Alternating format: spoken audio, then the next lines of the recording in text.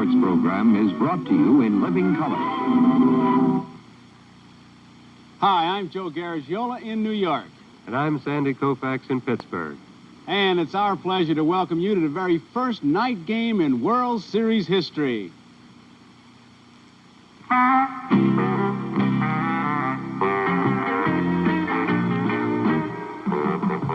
World Series Report 71 with Joe Garagiola and Sandy Koufax. Brought to you by Texaco and the many thousands of Texaco retailers and distributors in all 50 states. Trust Texaco to have the right gasoline Good for evening. you. What an evening this figures to be. Since 1935, when the very first Major League night game was played in Cincinnati, night baseball has become an important part of the baseball scene.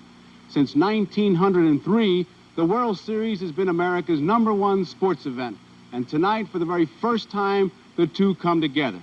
And in the next half hour, Sandy and I invite you to join us for some looks at yesterday's third game of this year's World Series.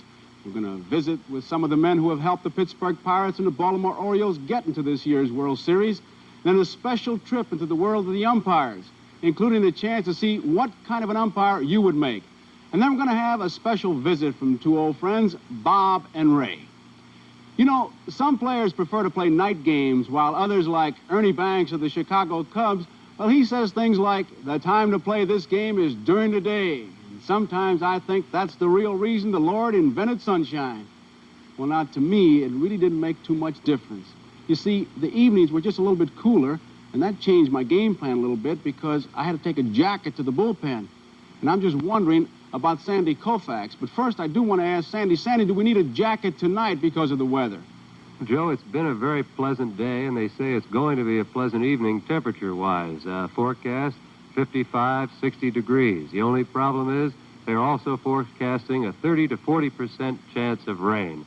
And that could cause a problem. We're hoping that it'll be later tonight before the rain shows up here in Pittsburgh. Sandy, what about a night game?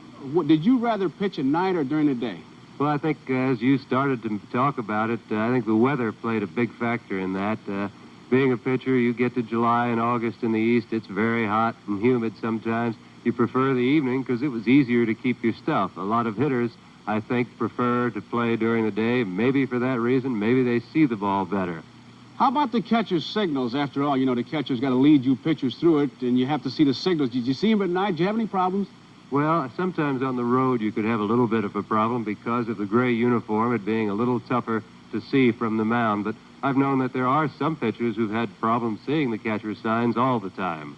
Hey, I discussed that, Sandy, with an old teammate of yours, Joe Pignatano, catcher with you, and now he's a coach with the New York Mets. Just wondering. Did you have any problems with pitchers who didn't see the ball or see your finger signs? Yes, Joe, I did, especially in the Coliseum. The Coliseum was bad. The lighting was real bad. And Drysdale, he used to give me what he was going to throw. I never called him. He called him. And he'd walk up to the rubber. We'll use this as the rubber. And he'd go like this. That was his fastball. And if he was knocking dirt from his cleats, that was his curveball. And he threw his changeup off his fastball. Did he move you at all behind the plate? He couldn't shake you off because he was calling the pitches. Right, yeah, Joe, he did. He shook his head, but only because I was sitting inside and he wanted the ball outside, or vice versa. But that's the only time he shook his head. Man, I wish some of my pitchers had done that. I mean, call their own game. That would have saved me a lot of embarrassing moments because managers would always start with the same line. Hey, dummy, how could you call for a fastball in a spot like that? You know, as I watched the third game of the World Series yesterday, I couldn't help thinking about the different styles of the players that I was watching. It made me wonder if baseball is what singers have in mind when they sing about the games people play. Roberto Clemente. They say this is the worst-looking, best hitter in baseball. Look at him screw himself into the ground. Need a pair of pliers to get him out of there. A good bad ball hitter. Strike zone is any ball he can reach. Here's Manny saying, Guillen, I like his style of just reaching for the ball. Forget the body, there's the bat on the ball. Nice little polite single. May have done it the artificial turf. Just reaches. They say you should get your body into it. Watch this fella, Frank Robinson. This is a hitting clinic. Perfect swing. Every ounce into the swing. Look at the follow-through.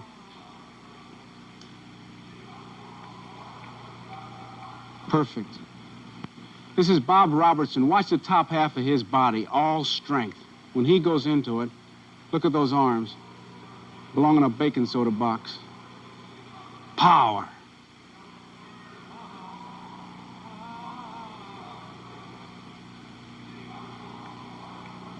On this base hit, I'm going to show you a classic slide. Hook slide away from the infielder. Brooks Robinson, though, this is not classic. Almost historical. That was an air. Of course, that was a classic head-first slide.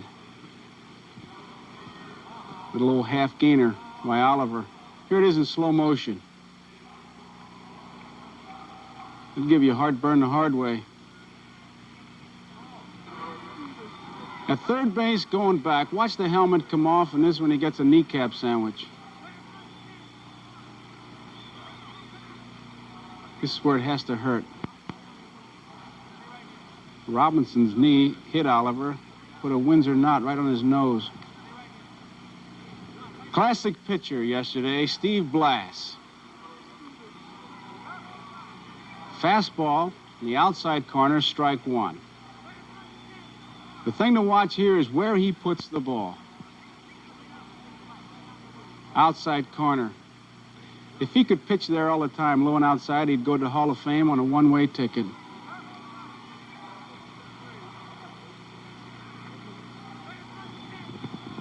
This next pitch is a fastball. Couldn't hit this with 4 bats. Perfect pitch. That'll make a broadcaster out of you quicker than any pitch I know. Hitting is timing, and pitching is upsetting the timing. Now, that was a slow curveball. Watch it in slow motion. Way out in front. Big Boog Powell. And there is Steve Blass. He's congratulating everybody inside. He's heading for the clubhouse, and he's heading for an interview, which is not too unusual when you win a World Series ball game. But for an unusual interview, I'll tell you something. You just stay right where you are. Coverage of the World Series by all parts of the media is tremendous, and that's why we feel very lucky to have with us one of America's top reporters and a very special guest. In keeping with a big event like the first World Series night game, we've arranged to have with us Bob and Ray's ace reporter, Wally Ballou. He's standing by with an in-depth interview with one of baseball's fading stars. Lee Ballou with my pregame guest, the grizzled veteran of some 20-odd years in baseball, who's retiring this season. And I speak, of course, of Stuffy Hodgson. Stuffy, how do you feel? Well, I feel pretty sad, naturally, after all these years, to realize that this is the last campaign. Pretty sad. I think that's a pretty normal reaction to have after a career like yours, a normal way to feel, but still in all, you got to admit the game has been pretty good to you. Well, not as good to me as some of these young punks that are coming along. Well, now, I sense a note of rancor in that, Stuffy. What do you mean, exactly? Well, when I first came up here, playing the game was everything. Sure, you get paid for it, but the kids now, all they care about is the big bonus and the big salary and the big cars and the big homes. Beautiful women, vintage wines, making TV commercials and movies, and sleeping late in the morning. Looks like guys like you went wrong somewhere along the line, doesn't it? Well, like I say, this game passed me by somewhere. Now, these kids, they all have these little radios going in the locker room all day, playing a bunch of noise. Now, I don't understand that kind of music. Whatever happened to the songs that Kate Smith and Pat Boone sang?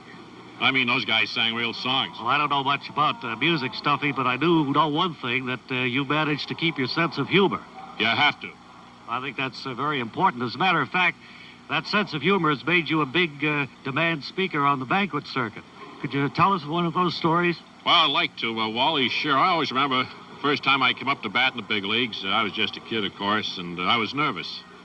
And they had a big left-hander out on the mound that day. Do you remember him? Yeah, I remember him well. Well, he was throwing real smoke that day. I couldn't see those pitches go by me.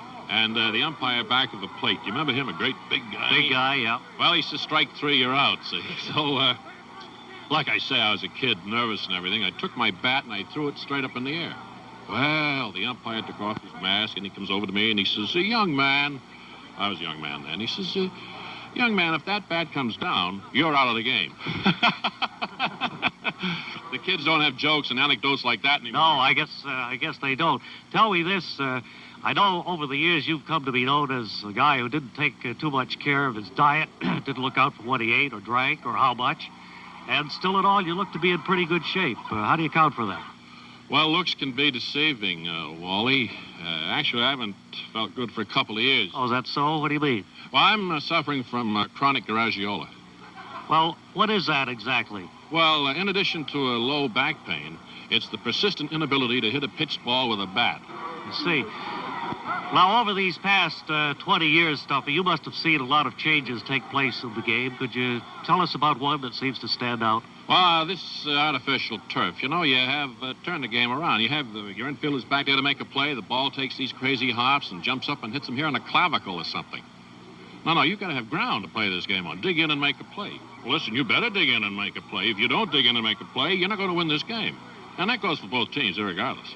I guess so. Do you think now they're going to retire your number? No, they got some young punk wearing it over here now. I've just been given a speed-up signal. I want to ask you one more question. It must be a real thrill to be here at this historic first night World Series game. Yes, it is a real thrill. But it's just another ball game. He said that like a real ball player. Just another ball game. Bob and Ray got hit on the clavicle. I know what a clavicle is. It's right there. Hey, for the men you'll see playing tonight, though, in tonight's ball game, their training ground went from the sandlots to the minor leagues. But there'll also be some men on the field who went through a different kind of training. Watch this.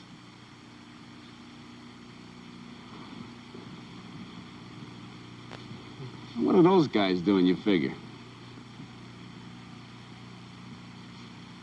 Oh, that's nice, guys.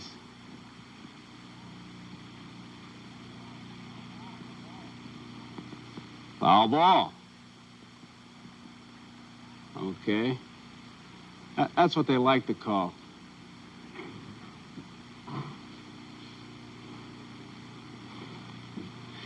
You know, once they've learned the 3 R's of umpiring, I think there are 3 R's. We used to have reading, writing, and arithmetic. They got rule books, right decision, and running catchers out of the game. Sometimes they need help.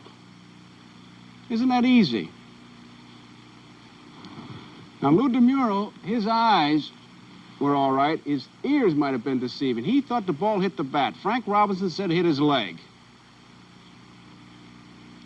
The camera shows you where it hit. But Lou DeMuro didn't have that camera.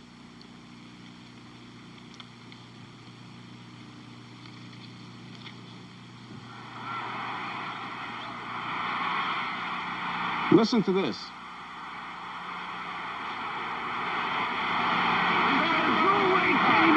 There's no way possible he ever tagged you. No way. Get out of here. Get out of there. You were right here and he knocked you over and went around. There's no way possible, Kenny. There's no way you can even see the play. Kenny, I said he tagged him.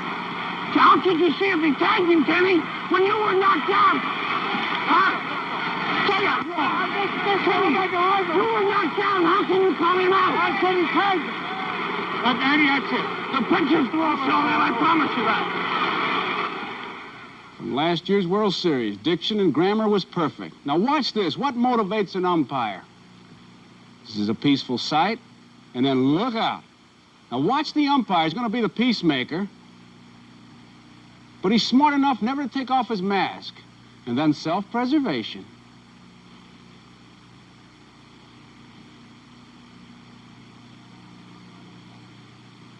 Sometimes an umpire doesn't make a decision. Watch him try to sneak in there. Now.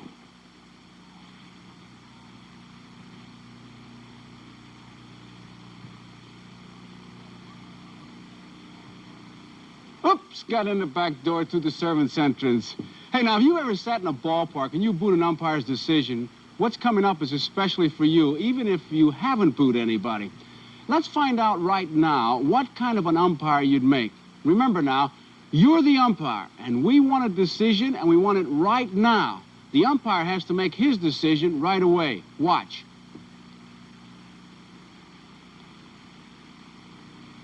What is he?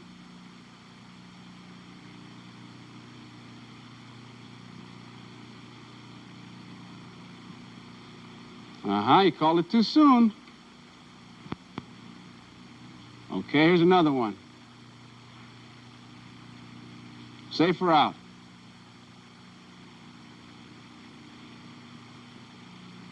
Gotta wait.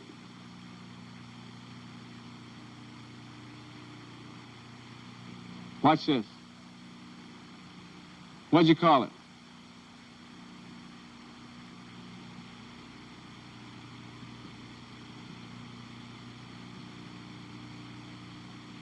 He was safe.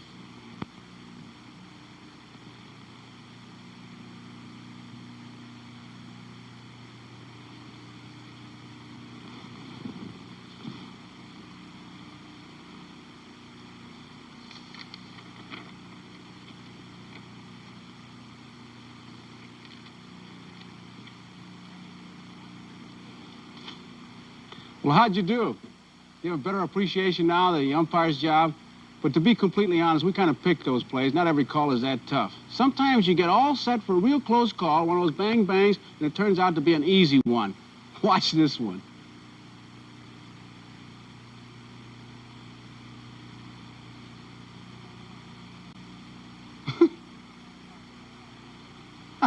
That umpire was very Italian, wasn't he? Hey, in just a minute, it'll be time to talk to some of the people most directly concerned in this year's World Series, the guys who are looking for a winner's share.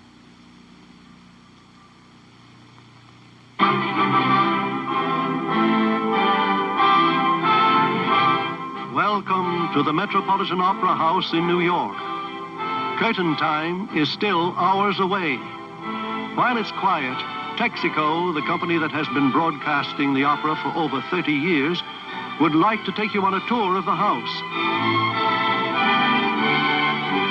Behind the scenes, the hundreds of details that go into each performance are carefully pulled together.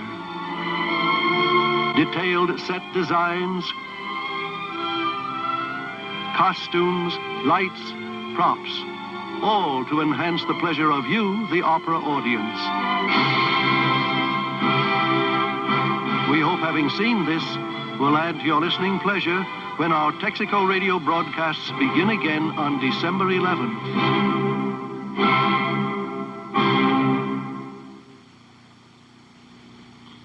Well, right here, it's time to talk to the man who hit the big home run for the Pittsburgh Pirates yesterday, Bob Robertson, and a couple of fellows who know what it's like to be the winning pitcher in the World Series, Pittsburgh's Steve Blass and our own Sandy Koufax. Thank you, Joe. And since it seems that most people would like to see the long ball in baseball, let's talk to the man who hit the home run. Bobby, first of all, you hit that on a bunt play. You were supposed to be sacrificing. There's very little chance of your being fined by Danny Murtaugh, is there? No, there wasn't any indication I was going to be fined yesterday. Danny didn't say anything after the game about it. He just smiled a little bit. But in a very important series like this, whenever you make a mental mistake like I did, I think you should be fined. But the way things have turned out, I think it was for the best. I don't think anybody would argue, most of all Steve Blass. What about this ballpark? This is the first night game in World Series history. A lot of hitters have said that they have trouble seeing the ball at night. They only see the top half of the ball. What are the lighting conditions in this new Pittsburgh park? We have wonderful lighting here. I don't think it's going to make any difference whether playing at night here. I don't think it's going to make any difference to the pitchers or to the hitters, especially in this ballpark. We got good lights, and the rest of the stadiums in the league, some of them aren't as good as we have here. So I don't expect any trouble as far as seeing the ball at home plate.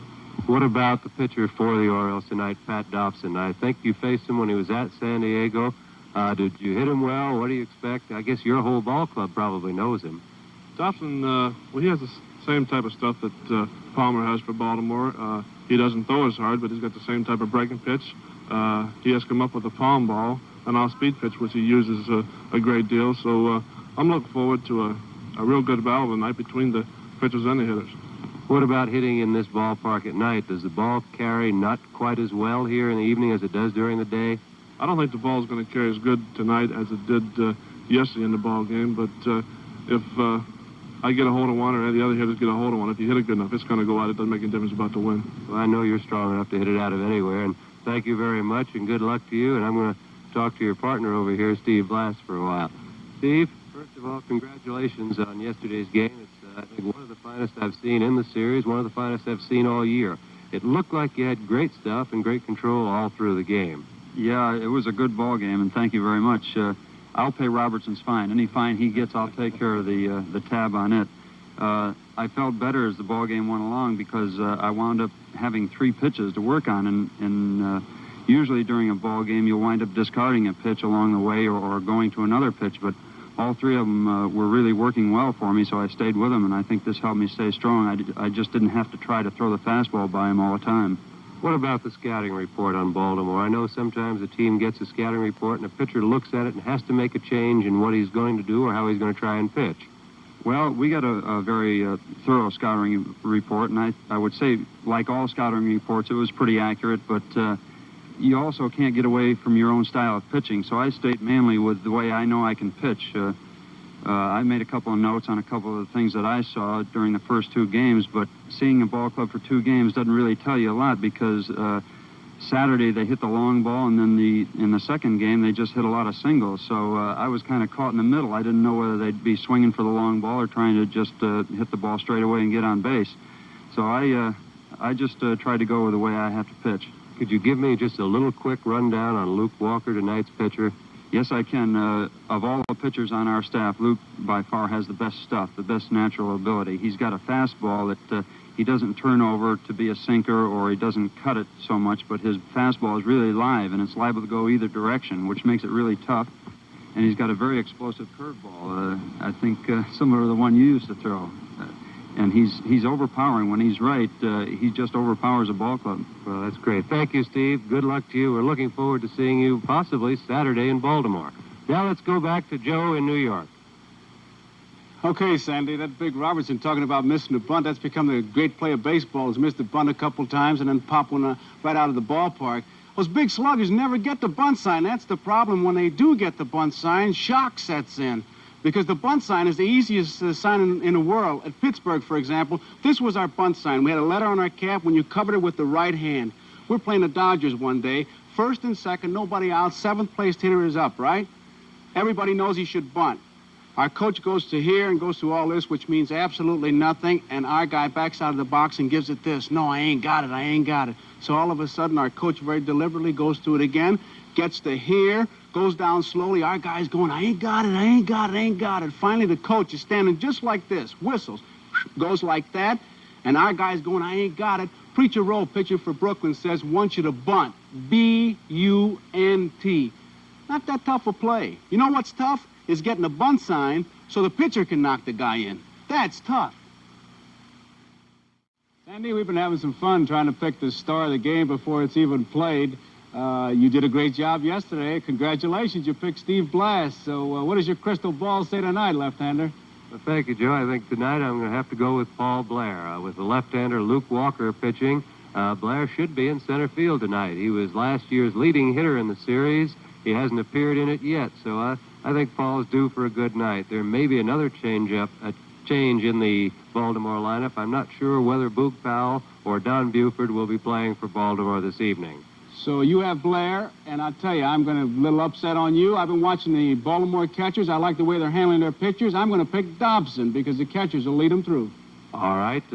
Figures that an old catcher would lay it all on the catchers. If Dobson does it, it's probably going to be to his credit. Well, there you see, the ticket for game number 4, the World Series. And I don't care who the ball player is, that's for him the biggest thrill. I know for me, 1946 to play in the World Series. But only 9 guys can play on each side. During the World Series, Sandy Koufax and I have had some fun trying to pick the star of the game. We've each made some good picks, we've made some bad picks. But there's one problem with that. We're pretty much limited to the players in the starting lineups, only 9 guys on both sides. And we're overlooking a lot of the guys. Each of these guys contributed to his team being there, yet some of them may not get to play a single inning in the World Series. And I guarantee that every team that ever played in the World Series included guys that a spotlight never got around to. So Sandy and I didn't want to let this World Series pass by without giving a salute to some of the guys who they didn't make the headlines, but I'll guarantee you they made contributions to getting the headliners into that World Series. So we salute you guys. And, of course, I'm getting set to watch the ball game, and I want to ask Wally Ballou and Stuffy, who you picking, Wally? Well, I think I'm going to pick Baltimore.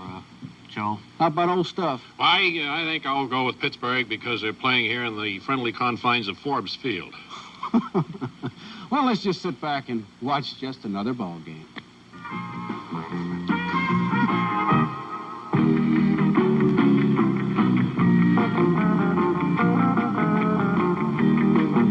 World Series Report 71 has been brought to you by Texaco and the many thousands of Texaco retailers and distributors in all 50 states. Trust Texaco to have the right gasoline for you. And now stay tuned following station identification for game number 4 of the 1971 World Series.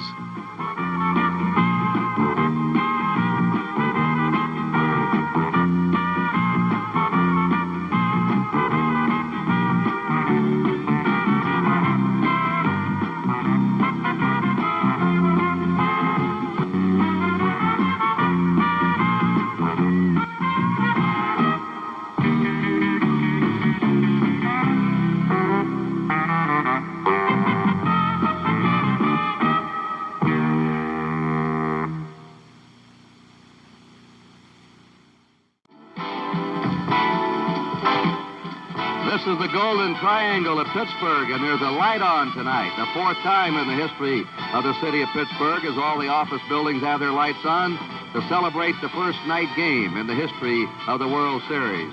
Here on the banks of the Monongahela, the Alleghenies, they join to form the Ohio River. And you're moving now into one of the most beautiful new parks in baseball, Three River Stadium. Yes, sir. Welcome to Three River Stadium as NBC Sports, a service of NBC News, presents Game 4 of the 1971 World Series. The American League champions, the Baltimore Orioles, versus the National League champions, the Pittsburgh Pirates.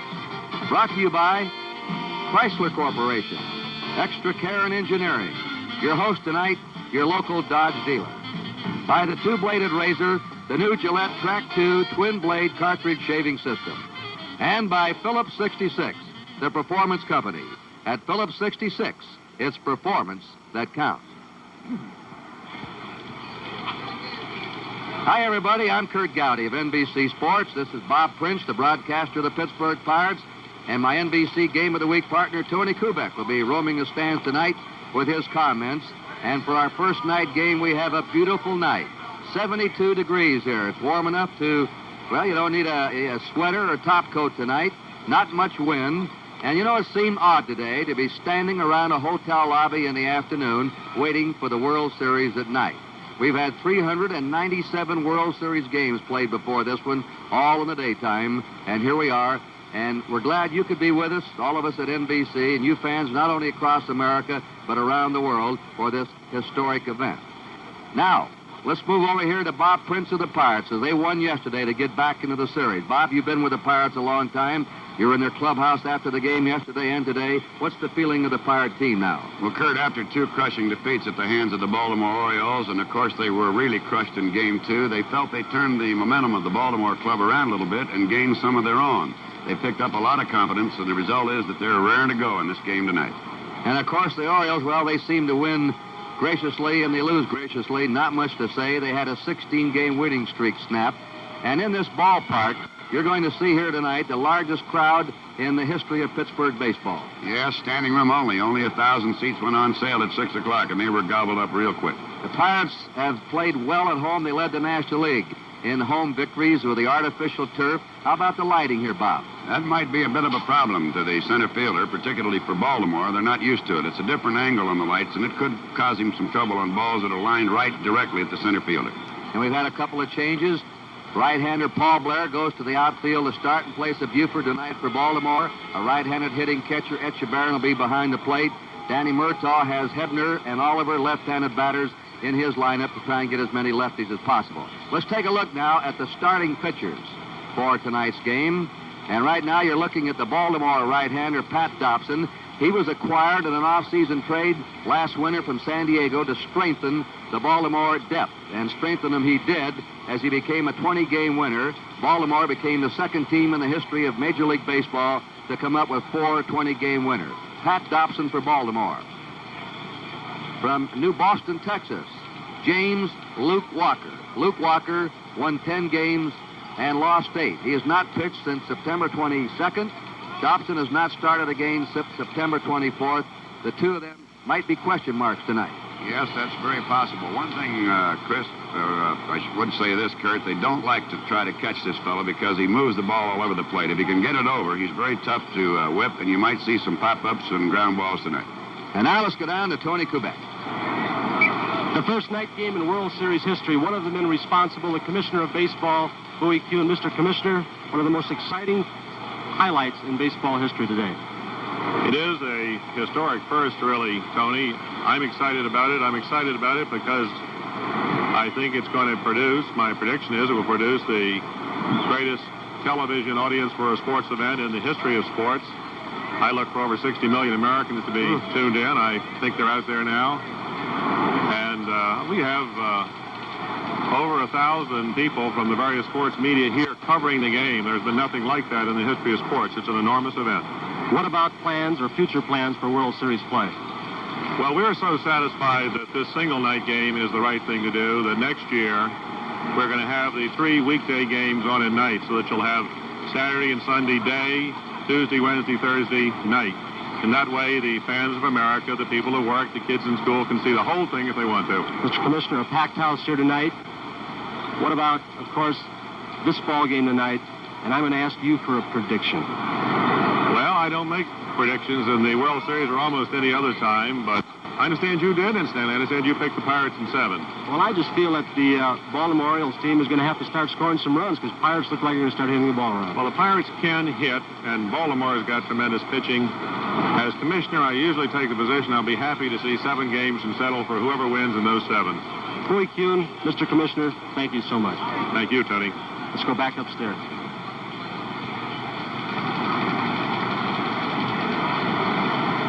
All right, we're going to have the starting lineups announced to you very shortly. We have been entertained here before the game by the Pittsburgh University Band, and now let's meet both teams. Game of the 1971 World Series. Here are the official lineups, and let's have a big Pittsburgh welcome as they're introduced. First, the American League champions, the Baltimore Orioles. Here is the manager of the Orioles, number 4, Earl Weaver. Batting first and playing center field, number 6, Paul Blair. Batting second.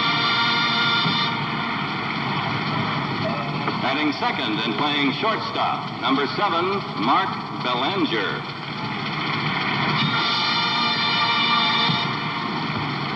Batting third and playing left field, number 14, Merv Rethenmund.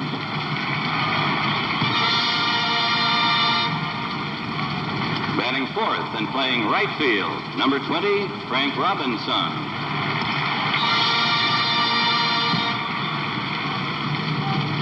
Batting fifth and playing third base, number 5, Brooks Robinson.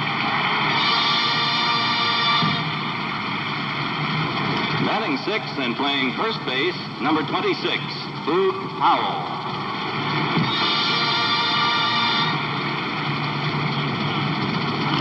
Batting seventh and playing second base, number 15, Dave Johnson.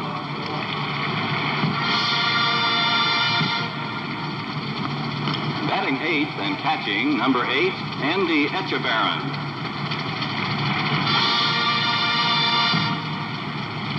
Batting ninth and pitching, number 37, Pat Dobson, who is warming up in the bullpen.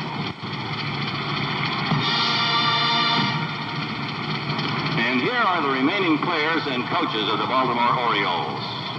Don Buford, Mike Cuellar, Clay Dalrymple, Jerry DeVenon, Tom Dukes, Dick Hall, Elrod Hendricks, Grant Jackson, Dave Leonard, Kurt Moten, Dave McNally, Jim Palmer, Pete Rickard, Chico Simone, Tom Chopay, Eddie Watt, and coaches Jim Fry, Billy Hunter, and George Scholar.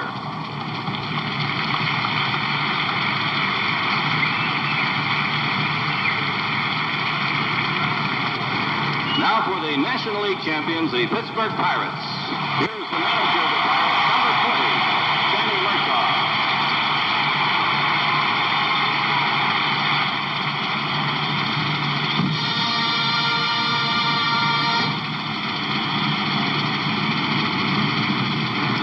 Batting first and playing second base, number 30, Dave Cash.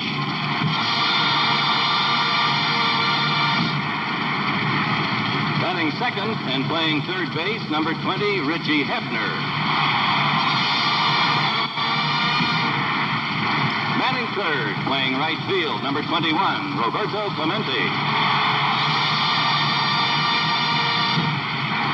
Batting fourth, playing left field, number 8, Willie Stargell.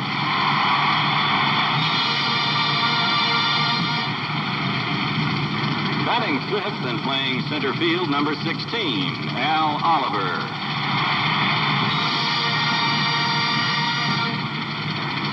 Batting sixth and playing first base, number 7, Bob Robertson.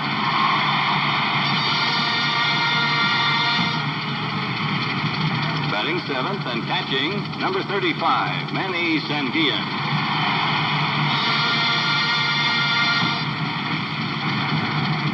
Batting eighth and playing shortstop, number 2, Jack Hernandez. Batting ninth and pitching, number 23, Luke Walker, who is warming up in the bullpen. And here are the remaining players and coaches of the Pittsburgh Pirates. Gene Alley, Steve Blass, Nelson Briles, Gene Clines, Vic Davalio, Doc Ellis, Dave Justy, Bob Johnson, Bruce Keeson, Milt May, Bill Mazeroski, Bob Miller, Bob Moose, Jose Pagan, Charlie Sands, and Bob Veal, and coaches Don Leppard, Frank Osiak, Don Osborne, Dave Ricketts, and Bill Verdon.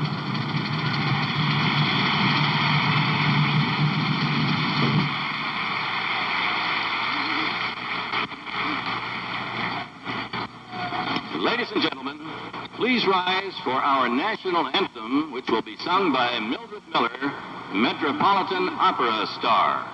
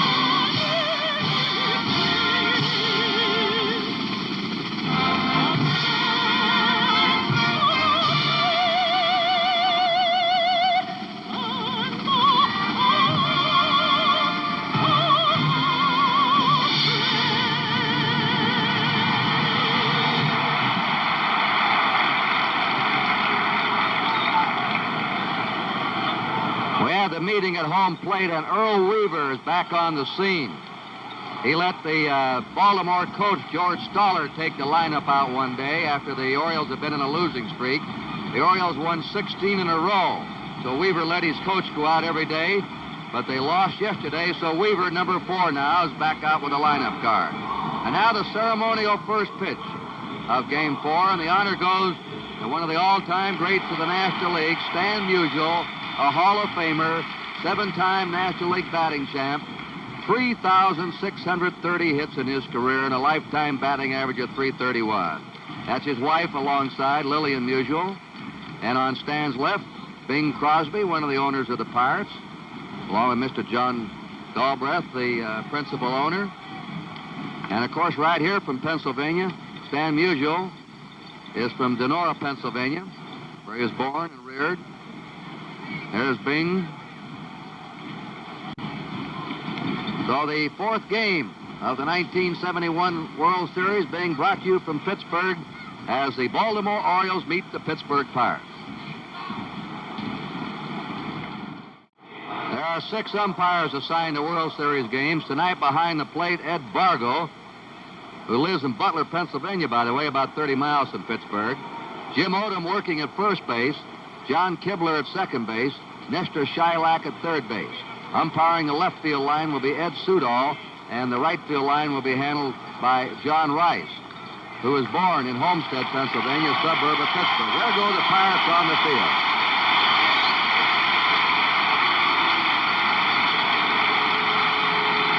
Now we'll take a look at the electronic scoreboard here and set them up defensively for you. Stargell's in left field for Pittsburgh. Oliver's in center field. Clemente right field. Third base is Hebner. Shortstop will be Hernandez. The second baseman is Cash. The first baseman is Robertson. Sanguillen is the Pittsburgh catcher. And Luke Walker will be starting tonight for the Pirates. That's Luke Walker warming up. And to tell you about Luke and take you along with a detailed play-by-play action of the first half of this game, the very popular and competent broadcaster of the Pittsburgh Pirates, Mr. Bob Prince. Thank you very much, Kurt Gowdy, and hello again, everybody. Now you see Luke Walker warming up here and in slow motion. He's right over the top, as you can see, and one of the very rare things about him, he cannot throw a ball straight. There isn't anybody on the Pirate Ball Club that likes to warm him up, including the catcher. He does not know where that ball is going to go. It can run in and away from any type of batting, and normally when he's right, you'll see a lot of pop-ups, strikeouts, and certainly an awful lot of ground balls. Now, as pointed out a little earlier, he has pitched 12 no-hitters in high school, and he attended Paris Junior College in Paris, Texas, and Texarkana Junior College. This is his 9th pro season. Began with the Boston Red Sox organization. And on the year for 1971, he won 10 and he lost 8. His last game he pitched on September the 22nd. He worked 6 innings against the Cardinals, and he helped clinch the division championship.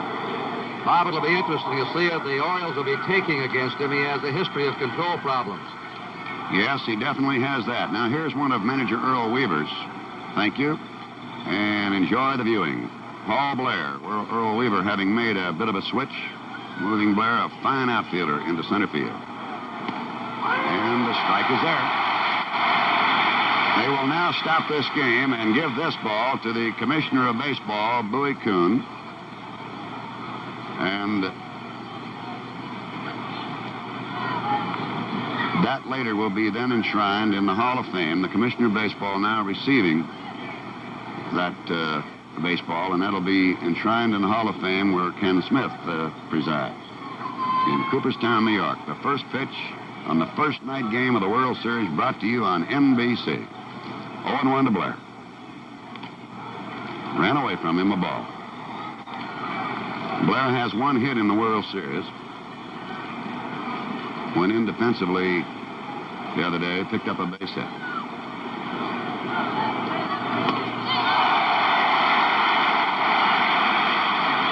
I'll tell you, Kurt, when Walker has it going, he has a snake coming in at that plate. That's what the ball players say. Very sneaky. Ball moves all the time. The outfield around to the left for Paul Blair, who on the regular season hit 10 home runs. Ball 2, strike 2. Clemente is playing about 90 feet off the line. There you see the alignment in the infield and the outfield. Stargell to deep left. It is 340 down both lines here at Three River Stadium. 385 in the slots and 410 straight away. Ball off this synthetic turf really comes off quickly. 2 balls, 2 strikes. And he just got a piece of it, and there you saw that ball running on him. And absolutely no wind tonight. The flag hanging limp in center field. So the breeze is not a factor right now in this game. There you see Old Glory. 2 balls, 2 strikes to Paul Blair. Batted .262 for the regular season, and truly one of the great center fielders in baseball. Fouled away, and there you saw him hit over the ball, bouncing and foul off to the left. Luke Walker, Kurt, got off a great line a couple of years ago before he went on to win 15 games. Somebody interviewed him, and he said, "Tell my mother I'm alive and well, but not pitching in Pittsburgh." Then he went on to win 15 games. Ball 2, strike 2. And it's a base hit into the slot in left center. Oliver coming on, and so Blair continues to bat 1,000 in the series, his second hit in as many at-bats. He hit a curveball. Now the very fine shortstop of the Baltimore Orioles, Mark Belanger, batting .200 in the World Series. On the regular season, went for .266. No homers, 35 runs batted in. Been quite a juggling in the lineup with regard to batting order. Belanger was batting 8th. Now up to the number 2 spot. Bounces off the right side. Cash, a beautiful play, and he can't make it. Cash getting over to get to the ball. This has scored a base hit. Cash got to the ball. He was trying to shovel the ball from his glove to his shortstop. He's there. But as he got the ball out of his glove, it slipped away from him. That scored a base hit. Cash did a remarkable job getting to the ball to keep it from going through. So the Orioles have a quick threat already, top of the first inning. So at 2 on, here is Merv Redmond batting at .231. 1 home run and 4 runs batted in the series. You saw flashed there on the screen his average for the year. Ball. You'll see a lot of balls pop in and out of the mitt of Manny Sanguine tonight as long as Walker is on, and there is early activity in the Pirate bullpen. Bruce Keeson.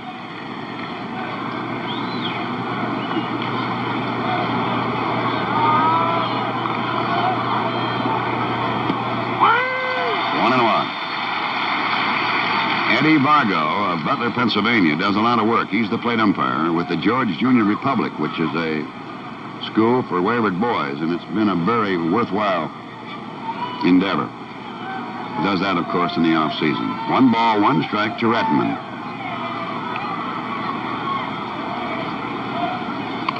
A bunt foul. 1 and 2, and they're trying for the base hit, obviously. You wonder how sharp these two will be tonight with their control. Walker pitched last September 22nd. Dobson started on September 24th. That's quite a layoff.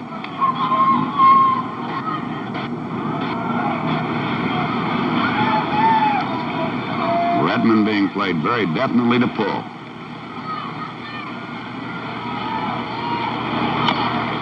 Foul off the first base side. On this synthetic turf, as Walker retrieves the ball there, the balls roll very true. And normally, if you get a pretty good shot out over second or short, it'll go all the way to the wall. And the outfielders here run to surround the ball, not cut it off. The Orioles play on only one artificial surface in the infield in the American League. That's at Comiskey Park, Chicago. But they say they like this artificial surface. 1 ball, 2 strikes. 2 on, nobody out. Top of the first and no score. Bouncer for the hole, and Hernandez flags it down, and he has no play, but he saves a run. From the hole side of shortstop, Hernandez getting it on into second. Wide range here by Hernandez. And this ball really takes off like a jackrabbit on his hard artificial surface. Throw too late at second base for the attempted force. And now the Orioles have the bases loaded, nobody out, and their cleanup batter, Frank Robinson, up. And Robinson, batting at .583 in the series, has 2 home runs, and both of his home runs have come with nobody aboard. But now, with the bases loaded, the Pirates will play the infield back. He's had 7 base hits and 12 at-bats. Outfield necessarily very deep and around to the left. Ball.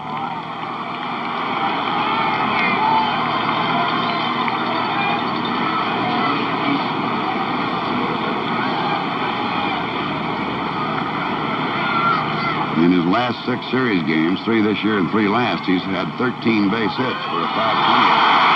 A wild pitch, and run will score as the other runners move up. We'll await a ruling here. And the ball got away from Sanguin. The Orioles jumped into the lead 1-0.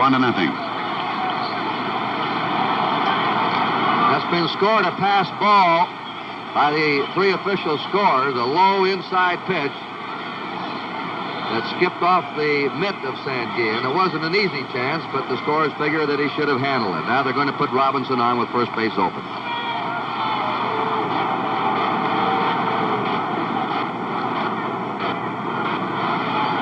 Well, this started out when Paul Blair hit what appeared to be a hanging curveball for a base hit. Then Belanger picked up the base hit off the second base side of the diamond when Cash attempting to shovel the ball along over to Hernandez covering there to get the out and did not. Now here's another tough man, Brooks Robinson, batting .500 in the series.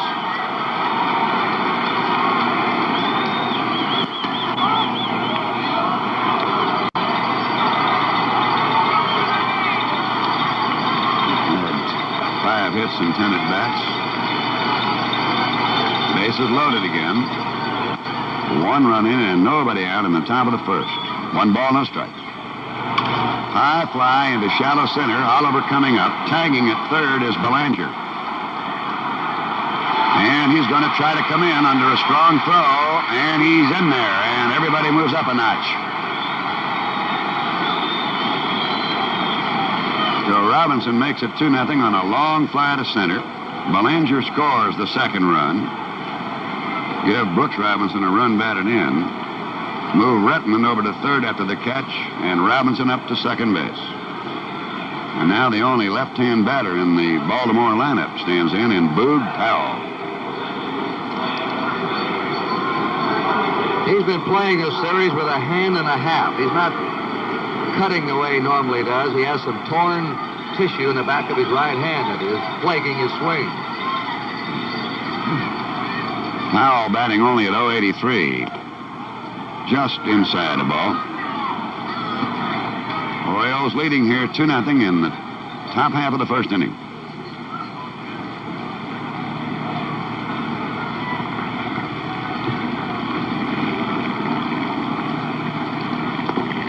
A ball. The Pirates are not shifting as much, but now Hernandez has moved in a little bit behind second. He was over on the third base side of second. Now you see the shift there. With a count of 2-0, they've moved a little bit, figuring Powell will have a better pitch to pull.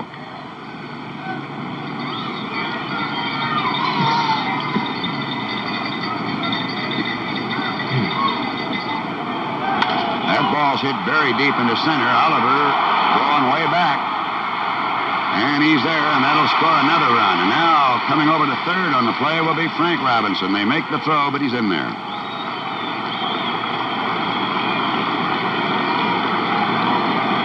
Wonder where he'd have hit that one with both hands healthy. They might have had to flag it down somewhere west of the Alleghenies. And Bill Verdon is coming out.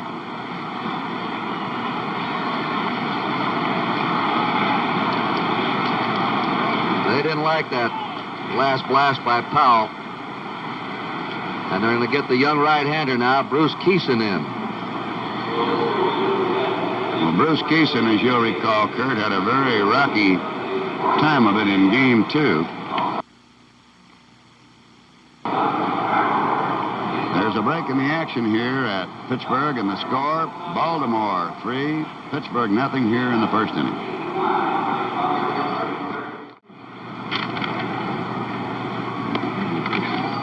And now a word on behalf of Major League Baseball.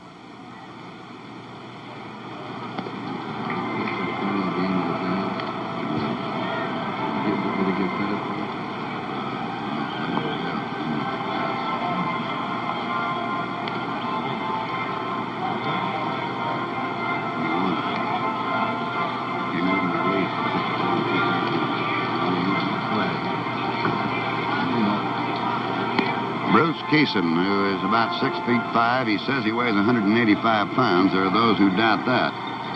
He pitched the final game in the or not the final game, but the big clinching game out there for a victory against the San Francisco Giants when he came in relief, pitched 4 2/3 innings, allowing only 2 hits, striking out 3. His first outing against Baltimore was indeed a very rough one. He walked a couple of batters at the wrong time for him and the Pirates. The bases were loaded at the time.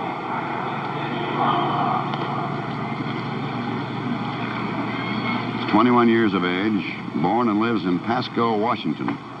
He was 10-1 for Charleston when the Pirates brought him up, and in the Major League season, 6-5. Watch him throw there. The whiplash throw reminds you a little bit of Ewell Blackwell's delivery. I was about to say that sidearm stuff can be rough on right-handers. He goes to Dave Johnson, batting .250 in the series, and there's a bouncer to Hebner at third. On to Robertson, the inning is over.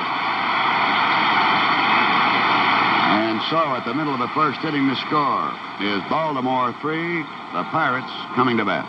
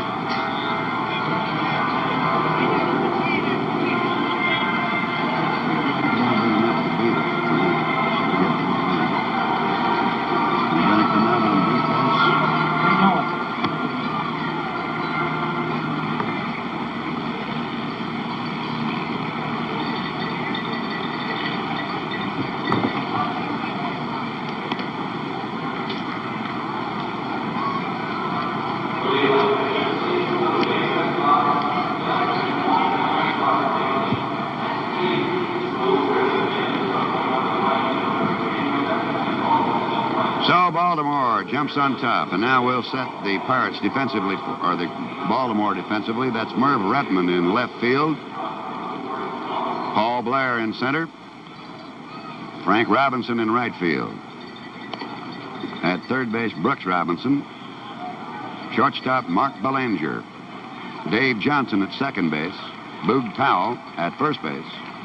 Behind the plate, Andy Etchebarren. And on the mound is Pat Dobson, who won 20 and lost 8. Now, he, like Luke Walker, has not had a lot of work. And his last outing occurred on the 28th of September when he worked 2 innings in relief against Boston. His only relief appearance, by the way, of the year. He goes to Dave Cash, who's had 2 hits and 13 at-bats. Batted .289 on the season. Ball.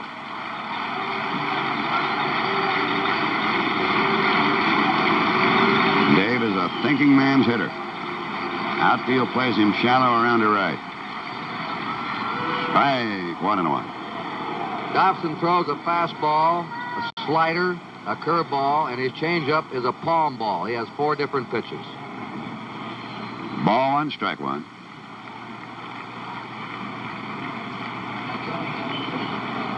Orioles lead 3-0 as Cash leads off for the Pirates in the first inning.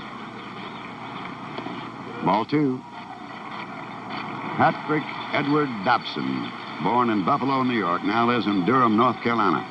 His 12th professional season began in Detroit, by the way, in the organization there. Ball 3. He, by the way, has allowed no runs in his last 11 innings. 3 balls and a strike. He puts him on.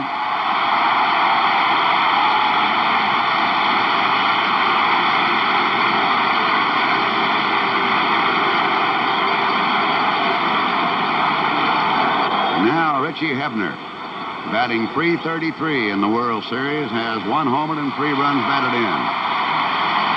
Came in a losing cause. He can poleaxe a ball, and they play him way around to right. Ball. He was the first player here at the ballpark tonight. He arrived at 5 o'clock and took special batting practice.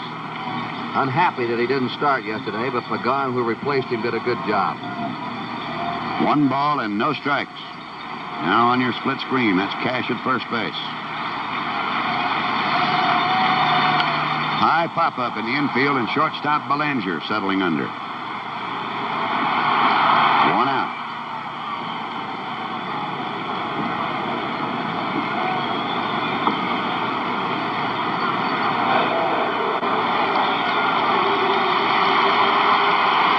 Here is Pittsburgh hero Roberto Clemente.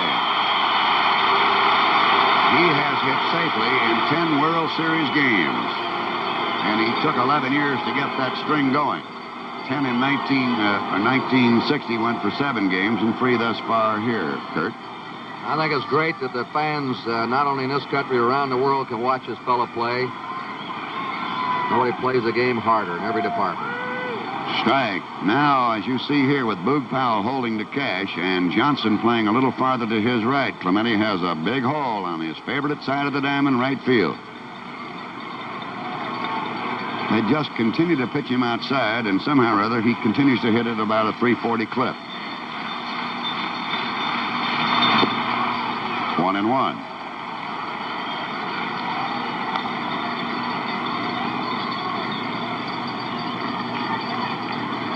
He always looks like he slept in a bad mattress or pillow. He's always cricking that neck around as if he has a bad neck. Matter of fact, he claims he sleeps with his eyes open. Just says he can't sleep. He can hear the slightest tick, and he's wide awake. 1 ball, 1 strike. There's that palm ball. 1-2. Willie Stargell on deck. Pirate dugout on the first base side. That's a walk-in dugout. 1 ball and 2 strikes. Cash leading off first with Boog Powell holding there. Orioles lead 3-0, 1 out here in the first. Now back. Took a little off that fastball that time, Kurt. It's pretty tough to fool Clemente on a change, by the way. And it was a high pitch. The Pirates were 9th in their league in receiving walks. They're a swinging team. They're not looking for walks. They come out of that dugout swinging, and the Baltimore pitching staff was the stingiest in the American League in giving up walks.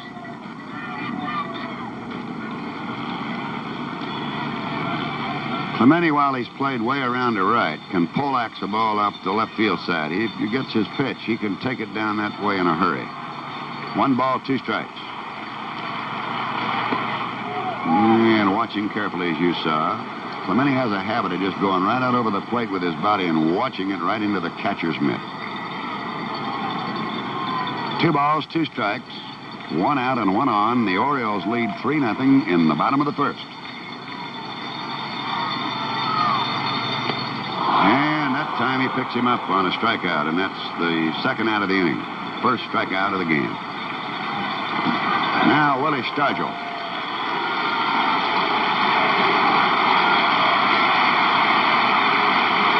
Now we see Davy Johnson playing a deep second to him. He's back on the synthetic turf.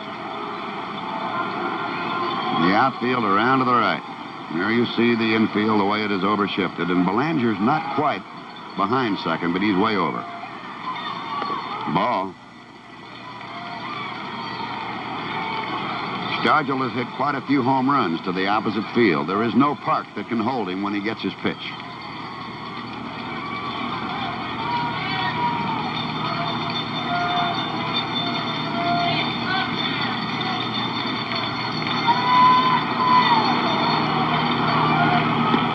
Turned that one over, 1-1. Somewhere along the line, Bob, our director, Harry Coyle, might get that 3rd tier, that upper tier in right field, where he's hit 2 of the longest shots in the still young history of this park. A ball and a strike to Stargell. There's a base hit to right center field. It may be in the gap. It is. It's going to go in there, and Cash is fast. He's on his way.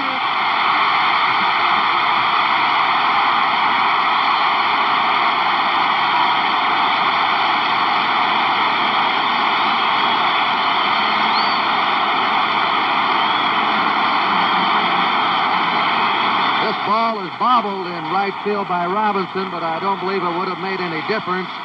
On the artificial surface, it scoots right through. Frank Robinson couldn't play the carom cleanly. And finally, it's the center fielder, Paul Blair, who picks it up and fires in. But Dave Cash is already Into the dugout with a score. The Pirates are on the scoreboard, and Stargell's at second. And Al Oliver in there as we're back to live action. It's ball 1 to him. He's batting 100 in the series. 3-1 now. Baltimore leading, and this could be a real big scoring ball game. Al will be 25 years old tomorrow. 1 ball, 1 strike. Well, as you and I were talking earlier, Kurt, at the head of this broadcast, anything hit on a line in between those outfielders, they don't run to cut it off. They run to just catch up to it. 1 ball, 1 strike.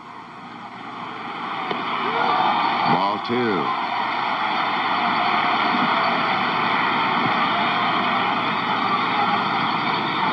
Stargell, there's Robertson on deck. Stargell now seems to be getting back in the groove again. And if he is, it's going to be a big lift for the Pirates. There he is out at second base on a double. Fouled away. You know, Kurt, the Pirates all year long have been a great 2-out scoring ball club, and they show some early signs here tonight. They normally get their runs in clusters. They hit a lot of back-to-back home runs. 2 balls, 2 strikes. Ball 3.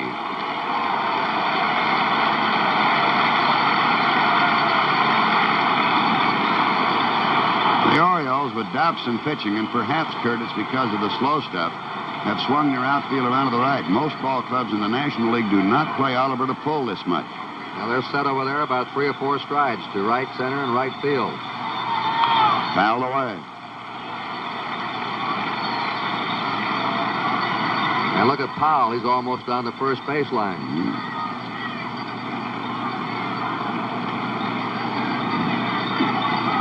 That's Stargell. He drove in the Pirates' run.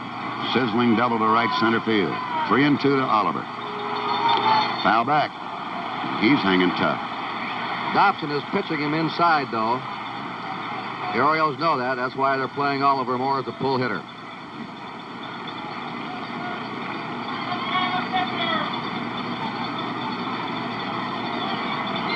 There you see the manner in which Boog Powell is playing, and Johnson well over to his own left at second base. 2 men are away. It's 3-1. The Orioles have the lead.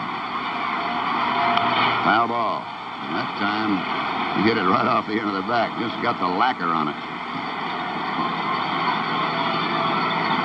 Al Oliver. You see 2 Bills there. They all wear their protective cap on top, and then underneath, of course, their cloth cap. Pirates will keep that protective cap on their heads while always on the base paths. Ball 3 and strike 2 to Oliver. Stargell leading off second base. And a foul ball.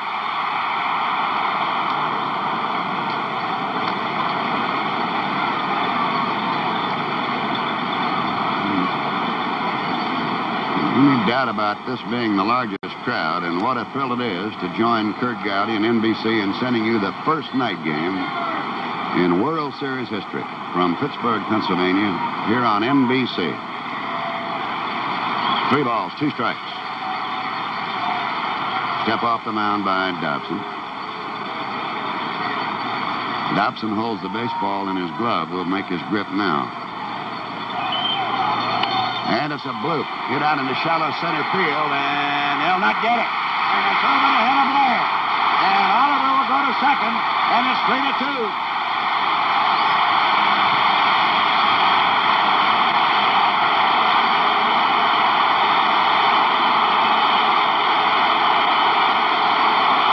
Now here's a new trend in baseball, the artificial surface. Watch the bounce on this Texas leaguer that drops in. Normally on a grass outfield, that would just dunk there. But look at the high bounce, and Paul Blair, not used to playing on this surface, the ball bounced over his head, and that gives Oliver an extra base. It has scored a double. That's Earl Weaver, who's come on. The Orioles now are getting their bullpen busy, and it's a 3-2 game. The Orioles came up with 3 in the top of the first. The Pirates have come right back with 2. Dave Leonard is the right-hander, and Grant Jackson the left-hander. And, of course, Kurt, the other advantage the Pirates had there, with 2 out, Stodjo could run. With less than 2 out, he would have had to hold up on that one for fear the ball would be catchable. And that is part of the break of the game. And again, the Pirates are showing their 2-out run-scoring ability as Big Bob Robertson. I suppose you know by now he missed the bunt sign yesterday and hit a 3-run homer. Into the dirt, ball 1. He didn't miss one bunt sign, he missed 2. Frank Osiak, the third base coach, gave him 2 bunt signs, and he didn't read either one. He had a good excuse. He said, "Why would you ever ask me to bunt? I've never bunted in my life." And I was 0 for 9, and I had to get a hold of something. 1 ball, no strikes. Ball 2. Well, if you pitch this fellow, there's Frank Osiak. If you pitch this Robertson away, he'll take you right out to right field. You get him in the wheelhouse, and the fans start to duck in left field. 2 balls and no strikes. And he fouled it at the feet of Echeverria. You know, those 2 runners on, Bob, when he hit the home run, Clemente knew there was something wrong, that Robertson missed the sign, and he was going to call timeout or ask for time. And Monty Irvin of the baseball commissioner's offices here, back in the 1950s, he was on base, got something in his eye, asked for time. Just as the pitch was released, the umpire at second called timeout, and Whitey Lockman hit a home run that didn't count. And if Clemente had got the time and the pitch had been released, Robertson would have lost the homer yesterday. 2 balls and a strike, and that is Oliver with a double out at second. He wheeled on that one, didn't he? 2-2. Pirates had that happen to them quite a long time ago. Frank Frisch was the manager. Pirates had a shortstop, Frankie Zach. He called time, and Ziggy Sears called it. Nobody heard him, and Jim Russell hit a home run. Then struck out. 2-2. Gets slowly off the first base side. Dobson to Boog Powell. But the Buccos come back with 2 runs on 2 hits and leave a runner. And at the end of 1, the score, Baltimore 3 and the Pirates 2. On the left of your screen is Billy Hunter, born in Punxsutawney, Pennsylvania, known throughout the world as Groundhog City. The senior Baltimore coach, and he's in his 8th year. And on the right, George Stoller, born in Rutherford Heights, Pennsylvania, now lives in Harrisburg, the Commonwealth capital. Managed in the minors for 14 years. And I think that pitching coach George Bamberger must be looking in, Kurt. A longtime friend of yours and a great coach for the Baltimore Orioles. That's right. He suffered a heart attack. He's in a Baltimore hospital, recovering nicely, they say, and watching the World Series game tonight. So the Orioles are in the World Series without their pitching coach, who helped develop that staff of 4 20-game winners, the first staff in the majors to have 4 20-game winners since the White Sox of 1921. And Kurt, in your Game of the Week coverage, did not Bamberger predict that Baltimore would have 4 20-game winners? He predicted it early in the season, in April. Right on the nose, he called it. Here's Andy Echeverria in his first appearance in the World Series of 1971. Batted .270, 9 homers, 29 runs batted in. The pitcher is Bruce Keeson in relief of Luke Walker. A ball. Walker's log in 2/3 of an inning, 3 runs, 3 hits, no strikeouts, and 1 walk. This young man determines that he'll be married on the 17th of October, and he'd like to be late for his wedding. Bouncer down to Cash. See how fast that ball got out there? On to Robertson, 1 out. Kurt was talking about it, I'm sure, over in Baltimore. Young Bruce Keeson and his bride-to-be announced their wedding plans as the 17th of October and found out about a week later that Game 7, if it goes that far, will be in Baltimore. And Buccos would like to make it go 7 and let Keeson worry about the wedding later. This is Pat Dobson, batted .110 on the year. Ball right on the corner. Now, Keeson has a good riding fastball and a wicked sinker, and a ball that runs in many times on right-hand batters. Strike 2. Last year in the International League, he hit 28 batters. Wonder how it feels to be 21 pitching in the first night game of World Series history. A ball. Well, I'll tell you one thing. I think he might have been nervous in Baltimore. That perhaps now has disappeared. 1 ball, 2 strikes, 1 out. Baltimore leading 3-2 in the top of the second. Fouled away. There was that sinking pitch.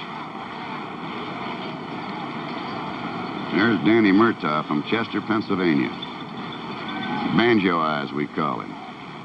He won the World Series in 1960 with the Buccos, and here, 11 years later, trying for another. Always excited. Mm-hmm. Yeah, he really jumps around, doesn't he? 1 ball, 2 strikes.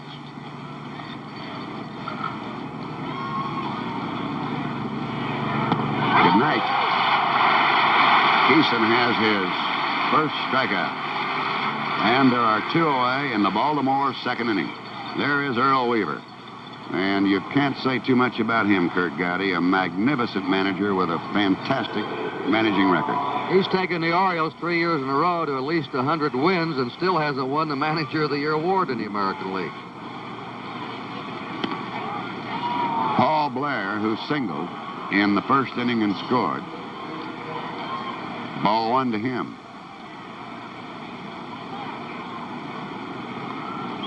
Had 10 home runs on the regular season. Fouled away.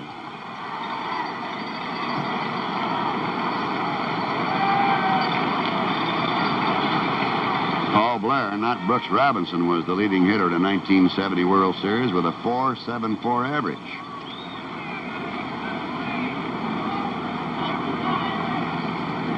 Time has been called, and that was called by Blair.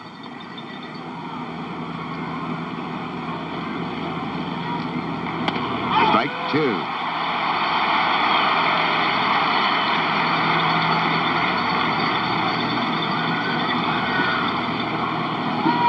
Look at that baby face, Kurt. 21 years of age. 2-2. He's even shaking off the signs tonight.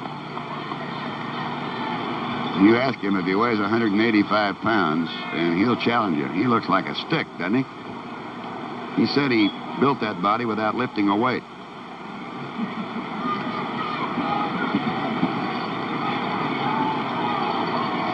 Ball 2, strike 2. Little bloop off the end of the bat might drop. It will. Watch Clemente now get tripped by it also. And throw back into second, and Blair has his 3rd hit in as many at-bats in the World Series. Hit it right off the end of the bat and blooped it in there. And Clemente, that time, obviously was fooled. I think Clemente had ideas of making a diving shoestring grab for this, and then at the last 2 or 3 feet, had to give up. The ball bounced over his head. That's the second one on the artificial turf that has bounced over a charging outfielder, and it's a double for Paul Blair. Been some peculiar base hits thus far. The Orioles have had 2 infield singles and a bloop double. And the Pirates have had a bloop double. Mark Belanger, who picked up an infield single in the first inning.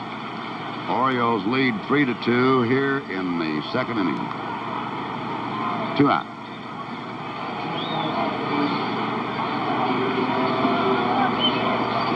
No balls and a strike. Strike 2. Boy, he's not only sneaky fast, Kurt, he is quick. Yes, and coming in from third base, these right-handers give on him. Belanger chokes on that bat about 3 or 4 inches. You can see the end of the bat handle hanging down there. Popped him up. Bobby Robertson at first wants it. That'll stow the Orioles away. No runs, 1 hit, no errors, and 1 left. And we go now to the bottom of the second inning, and the score, Baltimore 3 and the Pirates 2. Frank Osiak at third. Johnstown, Pennsylvania, Don Leppert at first base. This telecast is presented by the authority of Major League Baseball and is intended solely for the private, non-commercial use of our audience. Any publication, retransmission, or other use of the pictures, descriptions, or accounts of this game without the express written consent of the Commissioner of Baseball is prohibited. That beep beep you hear in the background is for Manny Sanguin. He's known as the Roadrunner here. batting at 319 on the season. Jammed on the pitch down to Brooks Robinson. Boog Powell and 1 out.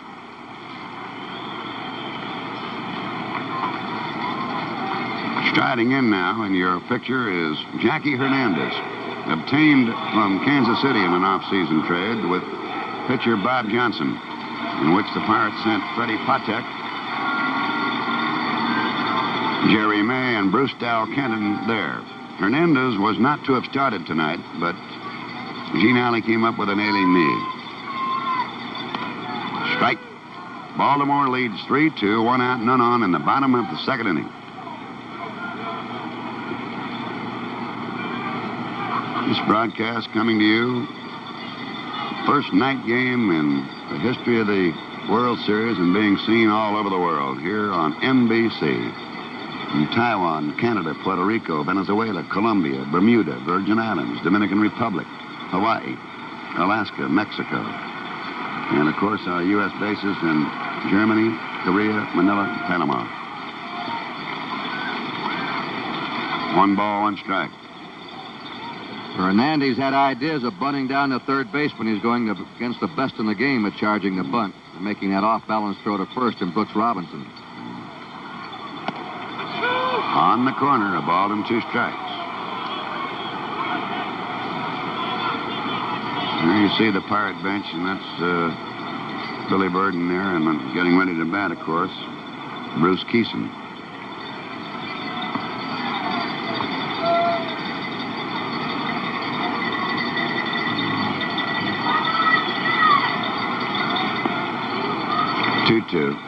We pause briefly for station identification. This is the NBC Television Network.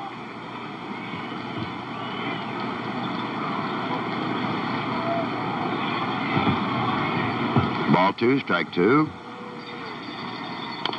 Pulled slowly to third, foul. There's Brooks Robinson, than whom there is no Hoomer. A tremendous third baseman for the Baltimore Orioles.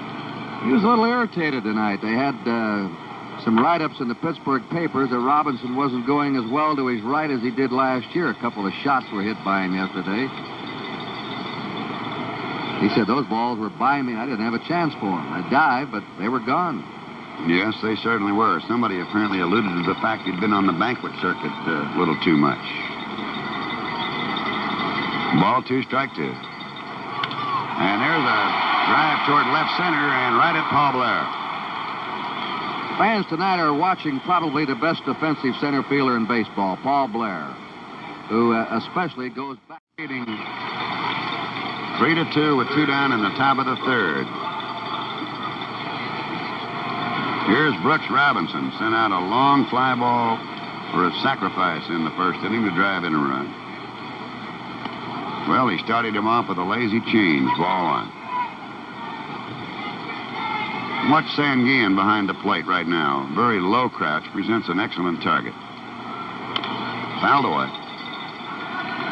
Every manager wants his pitching staff to pitch low. They love a catcher who gets down like Sanguillen and makes them pitch low and can handle low pitches.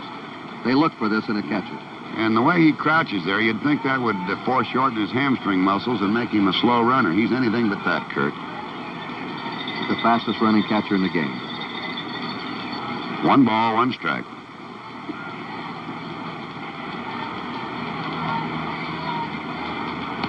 Strike 2.